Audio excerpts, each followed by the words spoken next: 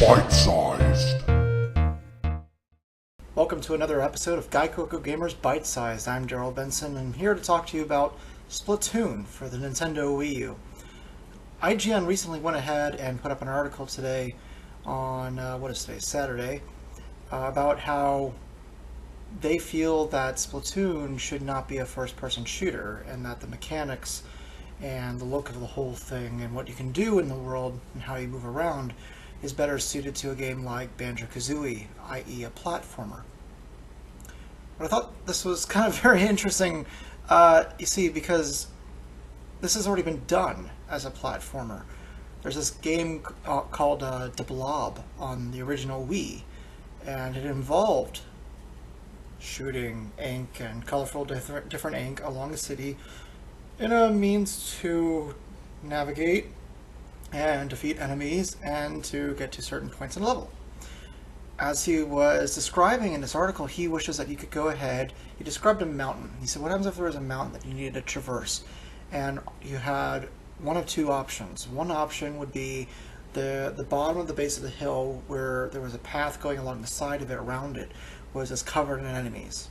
And you could go that way. That was a hard way. Or you could take the easy way and basically Splatoon your way up the side of the mountain and make a new trail.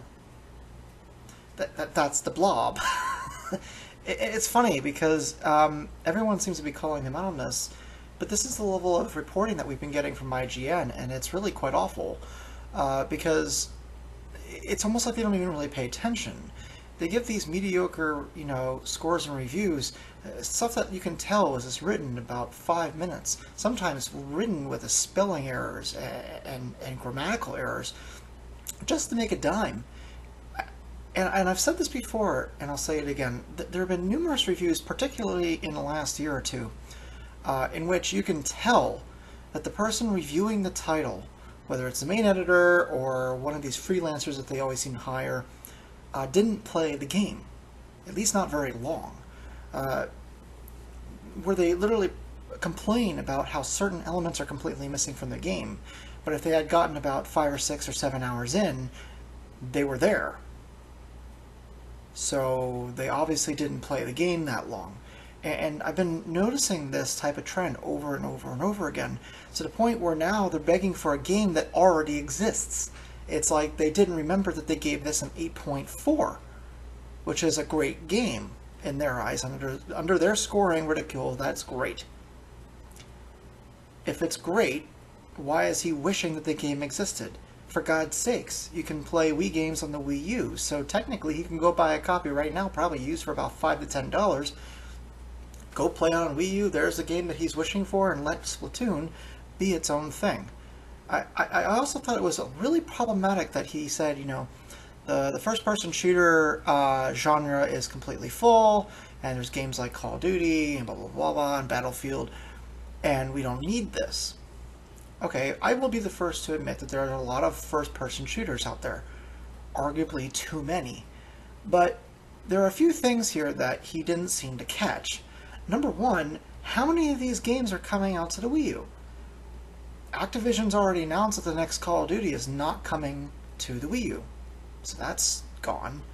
Battlefield obviously hasn't been coming to the Wii U, so that's gone. There are no first-person shooters. Second of all, why does it have to be something that revolves around a war-torn battlefield, or with zombies, or something mature and dark and creepy and violent?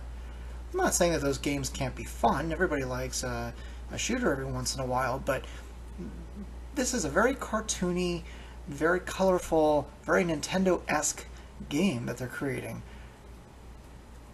I say let them make it. It's different enough. And this is the part that really bothered me. If you're going to talk about any first-person shooter out there for any system that should not be around anymore, wouldn't you pick one of the plethora of war shooters or zombie shooters out there that we don't need 18 of every single generation? Why go after Nintendo's game that isn't violent, that isn't dark, that isn't gloomy or mature rated or frankly, like Call of Duty, easy as fuck with no content whatsoever that lasts more than 4 minutes outside of multiplayer. Let this game be. Now, I'm not going to sit here and say that the game is going to be great. I haven't played it. I've seen footage, but I haven't played it. But I'll tell you one thing. I trust this company a lot more than I do DICE, and a lot more than I do Activision, because this company isn't going to release a buggy heap of shit, and then over the next course of 6 months, try to patch it incrementally to make it not so shit. Everyone who bought Battlefield knows exactly what I'm talking about, and everyone who bought Ghosts knows exactly what I'm talking about. Those games were released on their release date despite the fact that they weren't ready. But no one gives them anything. In fact, IGN gave Ghosts a fantastic score. But they'll rip this one down to shreds. And if you want my personal opinion, it's because it's Nintendo. The press goes ahead. Anyone who hasn't worked in the press might not know this, but if you've worked in the press before, especially in gaming press, you are given certain perks if you basically suck the teat. Meaning, if you give these companies good scores, if you give them good press, they'll pay you back, not monetarily, but they'll pay you back by giving you exclusive news and insider looks, and they'll let you have the first interview at a convention, at a gaming convention like E3, so that places like IGN will be able to go ahead and have, first videos out of footage. If you don't think this happens, trust me. Just trust me. It happens. IGN will not be where it is today if they didn't go ahead and do this. In fact, many of the different companies out there who review games have been caught in a lie, and they're still around because gamers either don't know, or when they do know, they give them a pass. They forget about it. Let me tell you something. There are plenty of people who review video games. We don't really review video games all that often, but there are lots of people who review video games on YouTube who deserve to be trusted well more than many of these companies. For God's sakes, GameSpot was caught a few years ago. Remember there were strikes, all the journalists were striking because the man lost his job?